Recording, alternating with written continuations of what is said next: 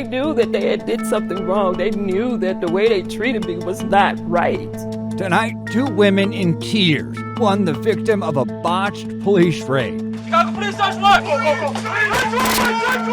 The other, the mayor, who finally admits she let her down. It's been painful and upsetting. It's not okay. This man who's walking up to me and putting me in handcuffs, and I have no clothes on. Now, after nearly a 2-year court battle to bury the body cam video, a battle waged by the mayor's office, that mayor out with a new promise to all of Chicago. We will do better, and we will win back the trust that we have lost this week.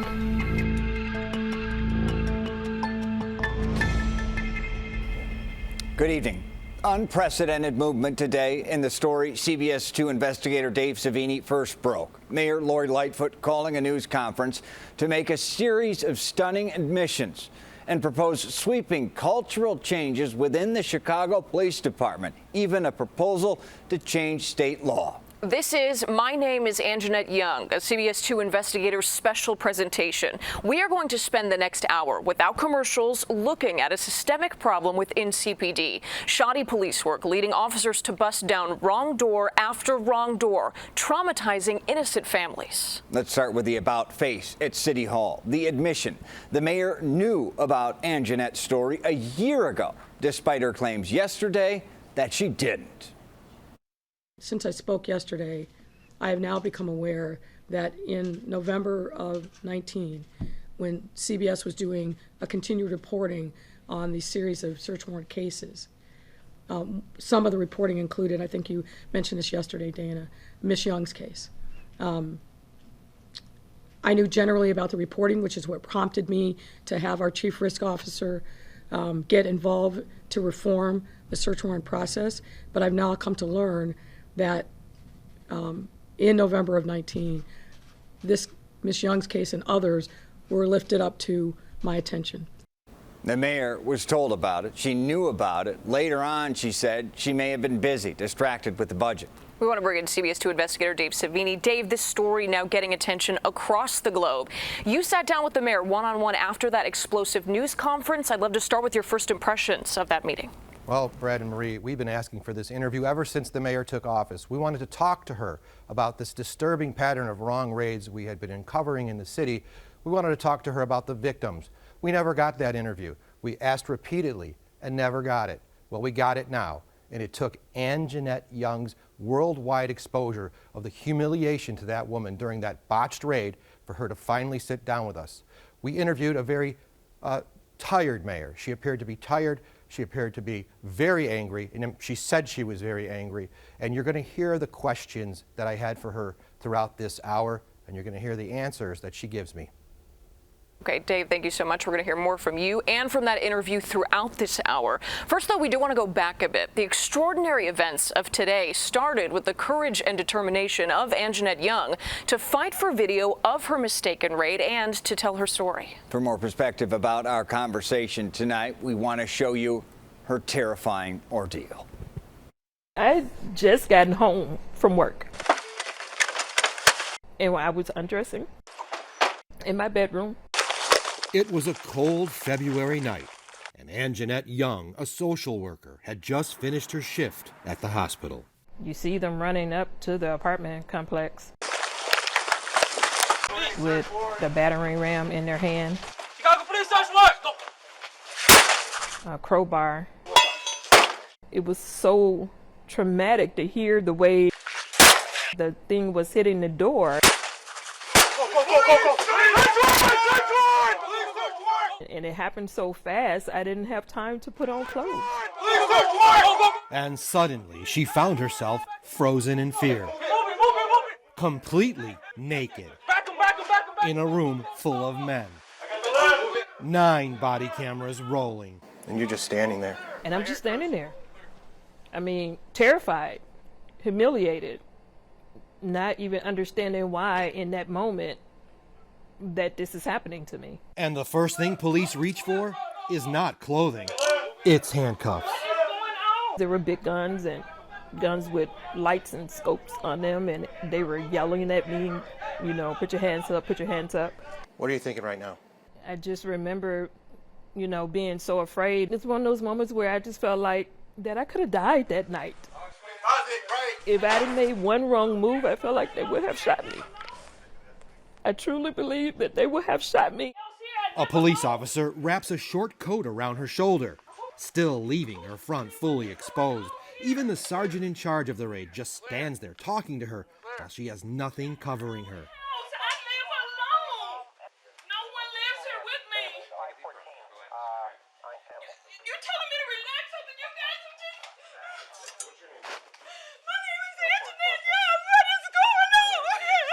Then she gets a blanket. They just threw something over me. And my hands are behind my back and I'm handcuffed. So there was no way for me to secure the blanket that they put around me. But the blanket just keeps sliding open. More humiliation. You need to tell me what you're looking for. What are you looking for? You can see how some officers just stand there until this one, wearing a mask, sees what's happening and goes and holds it in place. It felt like forever for me. It felt like forever. Oh my God, this cannot be right. How is this legal? Listen how she repeatedly tells the raid team they were in the wrong place. You have the wrong place. You got the wrong house. You got the wrong house. We counted. She says it at least 43 times.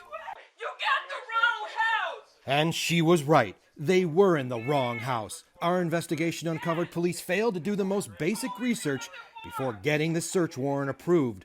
We found they simply took the word of an informant who gave them Anjanette Young's address. The informant claimed a 23-year-old man who was a known felon had a gun and ammo inside. I don't know who that person is. I've been living here for 4 years and nobody lives here but me. Okay, you don't have to shout. I don't have to shout. This is ridiculous. You got me in handcuffs. I'm naked. You've kicked my house in. And I keep telling you, you got the wrong place. Then, during the raid, something happens. Watch as two of the officers go to their squad car and begin reviewing their notes about the warrant. CPD would not comment on what you're about to hear the officers saying a few minutes later. It wasn't initially approved or some crap. What does that mean? I have no idea, because they told him it was approved, and then I guess that person messed up on their end. Messed up is an understatement. So where was the target?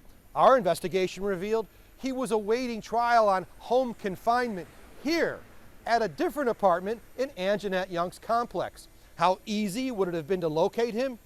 Easy, real easy, because he was wearing a police tracking device, an electronic monitoring bracelet. It's possible he could have even heard the raid happening, because records show he was confined to the unit right next door. But I'm telling you it's wrong. I'm asking you to let me call somebody. I'm asking you to let me put some clothes on. I'll sit here and let you do whatever you need to do. But let me call somebody, let me call an attorney, because I'm telling you this is wrong. I have nothing to do with whoever this person is you're looking for. We found if they would have done a little bit more research, they might have found where the target actually lived. Yes. I think Screw Up was being too kind, because ultimately this is a constitutional rights issue. And Keenan so, Salter is Anjanette Young's attorney and is suing the police department. if this had been a young woman in Lincoln Park by herself in her home, naked, a young white woman, let's just be frank, if the reaction would have been the same. I don't think it would have been. I think they would have saw that woman, rightfully so, as someone who was vulnerable, someone who deserved protection, someone who deserved to have their dignity maintained. They viewed Ms. Young as less than human. Can I please call somebody? Yeah, man, relax. Just relax, all right? How can I relax when this is going on? They did eventually walk her to a room to remove the handcuffs so she could get dressed, but then put them right back on and kept questioning her. There are no firearms in this place. There's no gun in this place. I'm a social worker. I've been a social worker for 20 years. I follow the law. I don't get in trouble for anything. I don't do illegal stuff. I'm not that person. You got the wrong information. At this point, the sergeant in charge of the raid tells the officer who got the warrant to step outside. Let's go talk outside. But you won't hear it because once outside, the body camera is shut off. Back inside Anjanette's home, another officer finally uncuffs her. She had been bound for 20 minutes. Listen as the sergeant returns with a new message. We believe your story. And you can see him trying to fix the door they busted so she could close it and lock it. But it was too damaged to repair, so watch as they try to find something to wedge it shut. They settle on an ironing board. Surreal? Surreal. It's almost like a bad movie. When I watch this, I feel like I'm watching a movie. But those are no actors. I'm no actor. This is my real life. And it happened to me. They're adding trauma to people's lives that will be with them for the rest of their lives. The work is warranted. They need to do the work, but they need to do it right. They can't just callously do it and leave people's lives in ruins because they got it wrong. It did indeed. Such a visceral reaction here in Chicago and across the country to seeing with our own eyes what happened to Anjanette Young. And Dave, that really is at the crux of everything in this story. Seeing that video, it's almost impossible to not feel the emotions yourself as you're watching Anjanette so raw and so vulnerable. Anyone who watches this, it's like a punch in the gut to humanity watching this. You can't sit there and watch a person be treated this way without respect and humiliated by other human beings. You just can't believe it's happening in this country, in this world today. And being in the room with Anjanette while she watched herself on that camera, I'll never see anything like that again. Seeing a person watching herself be treated that way, a very strong, compassionate woman who never expected this to happen, in her own home, getting into her PJs, after a long day of work of being a social worker, dealing with people with traumas, and this is what she's met with on the night that she goes home to relax.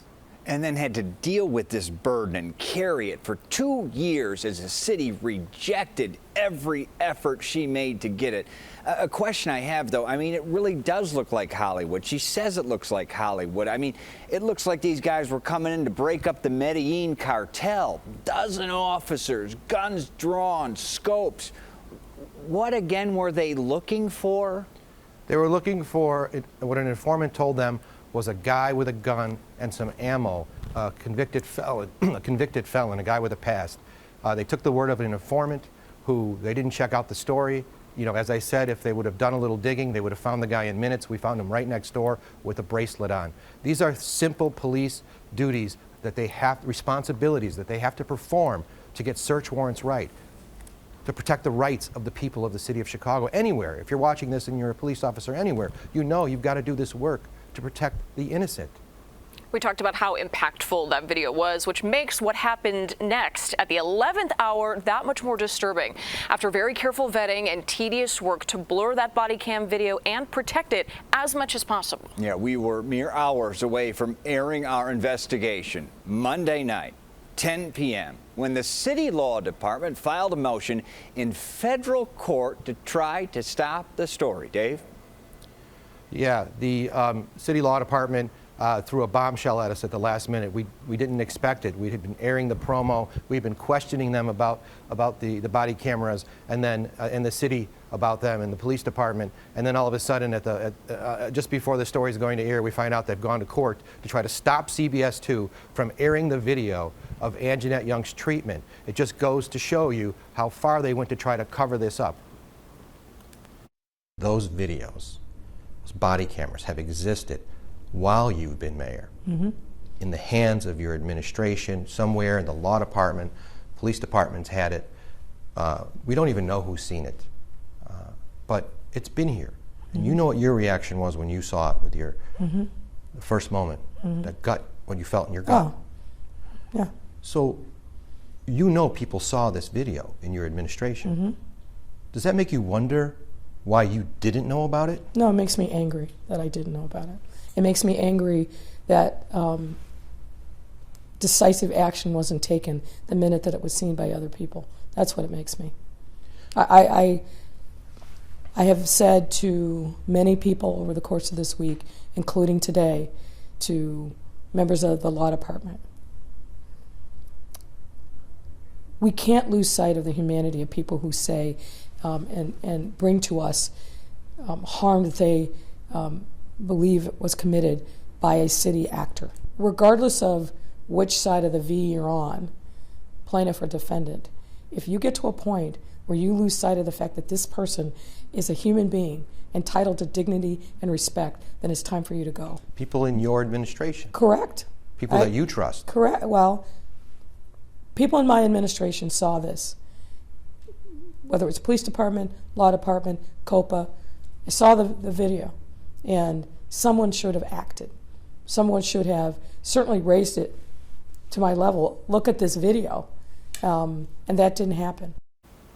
So, Dave, we heard the mayor earlier today apologize for how this has been handled, saying that she knew she lost trust from people for how this went down. But you've got to think that she maybe is looking around at who she's trusting in her leadership team as she's realized that this information got to her in a haphazard manner. And now we have this fallout to deal with. Exactly. When you heard my question to her about people you trust, did you notice that she didn't answer that? She didn't say they were people I trusted. She did say they were people in her administration, which is a big red flag right there. She's very angry that she says that she was not told about it, that this was kept from her, or she possibly was insulated.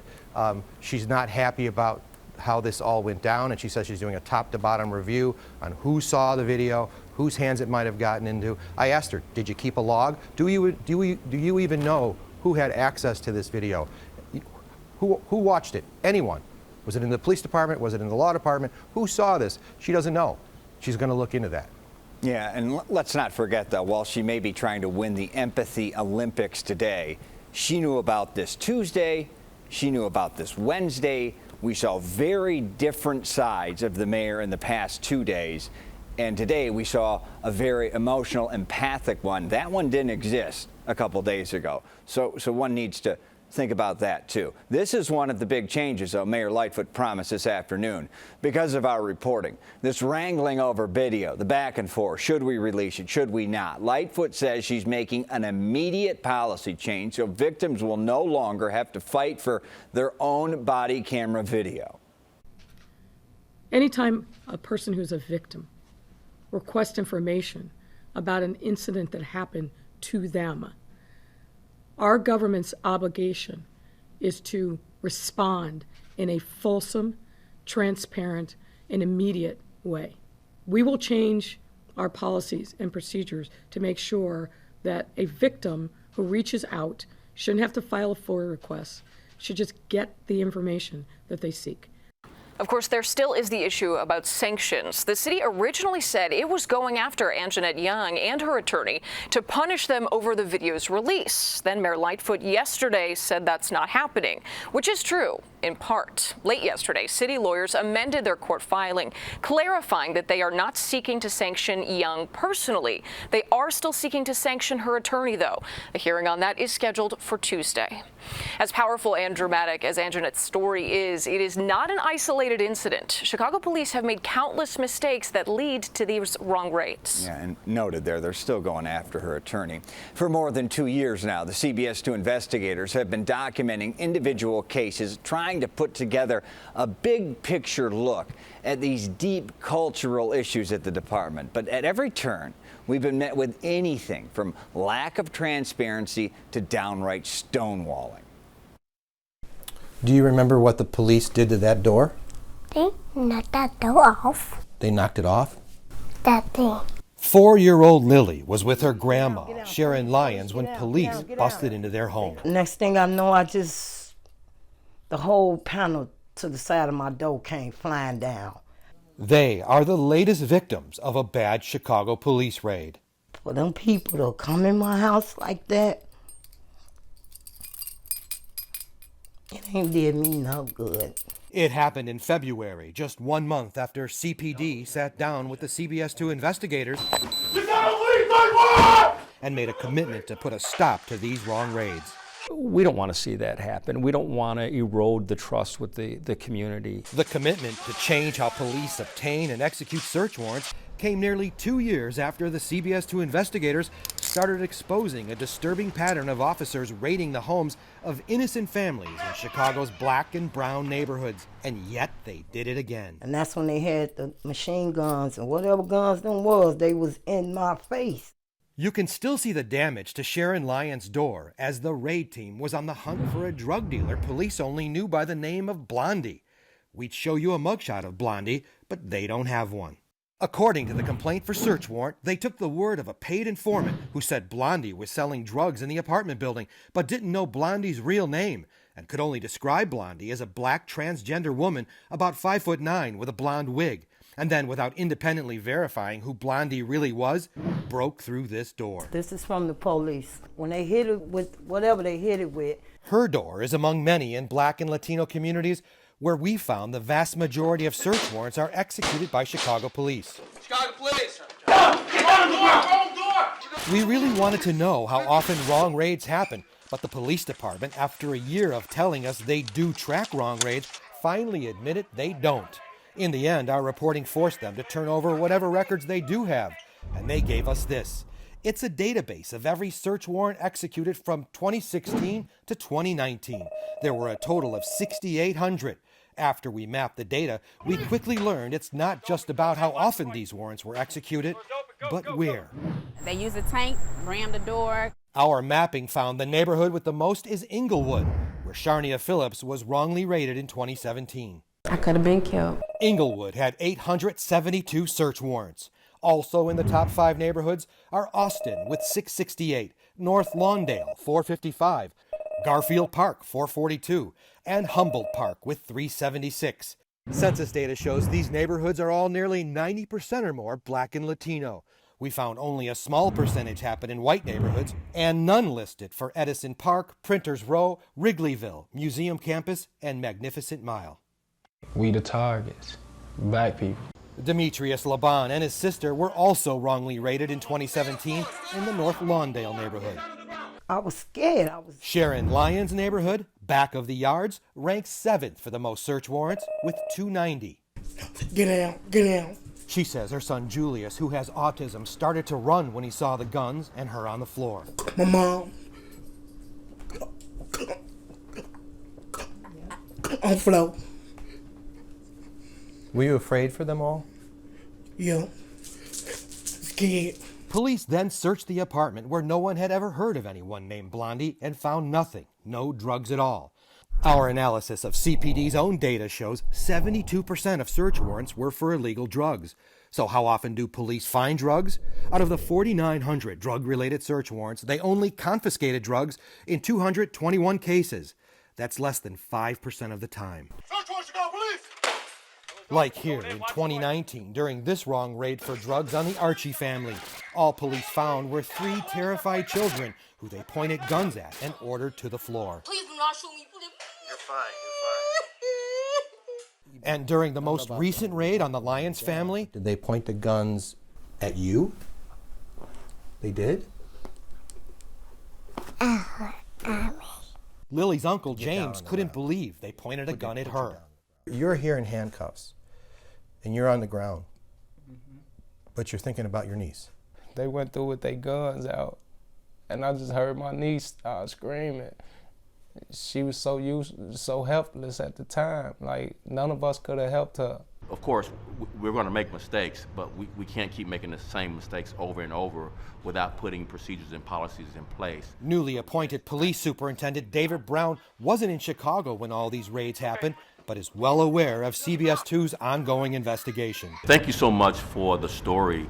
I really believe that journalism has a role to play in making sure government does what it's supposed to do, and it's exposed when it doesn't do the job in the right ways.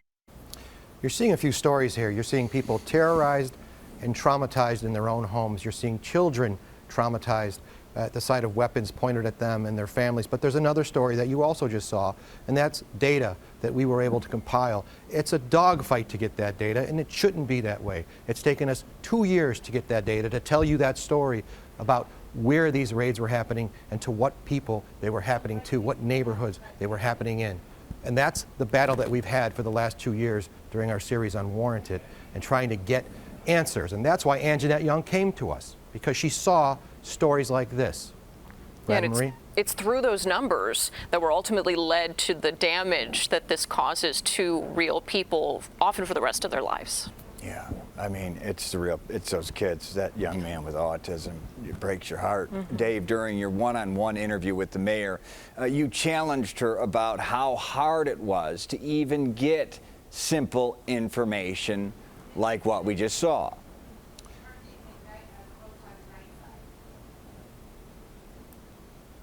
So that's exactly what I did, and she said I shouldn't have to have that kind of problem to get this information. And then I told her what we found, and this was her reaction when it came to what we found on their success rate with drugs. Our investigation found when it came to drug-related search warrants and raids related to drugs, the city found drugs in less than 5% of the cases. That's a problem. Should we be the ones that have to do that audit? No, of course not. The CBS 2 should not be, in effect, the Inspector General, the auditor of the police department. And again, as I said, we have requested a top-to-bottom review of search warrants, both pending litigation and search warrants that have taken place since the new protocols went in place. And that information will be revealed.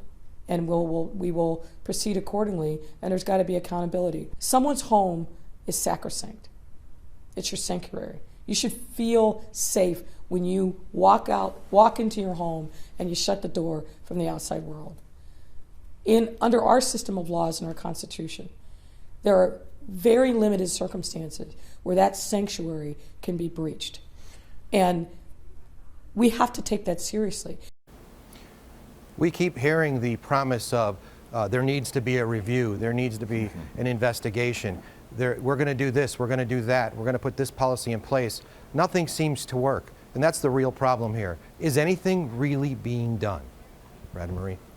Yeah, Dave, as the mayor remembered facts on our wrong raids reporting, she and Police Superintendent David Brown announced policy changes. Let's list them. Among them, verification of information from a confidential informant. That informant cannot be paid or receive compensation to reduce the chance of false information. Also, no-knock warrants may only be approved if there is a danger to life or safety. Such warrants must now be approved by a high-level bureau chief, and additional body cameras will be added to every unit or officer who might serve a warrant. Of course, they'll have to turn them on.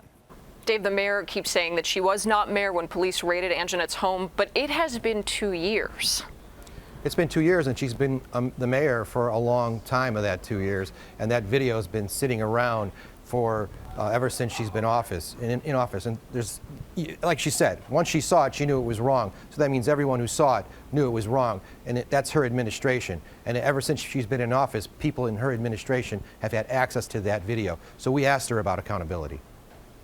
As I've said, and I'll repeat it again, there must be accountability. But it's been 2 years. There must be accountability, and there will be accountability. Well, how long do we have to wait? I don't think that 2 years is appropriate. Actually, the Menendez rate is... I don't think... Let me just finish, Dave, please.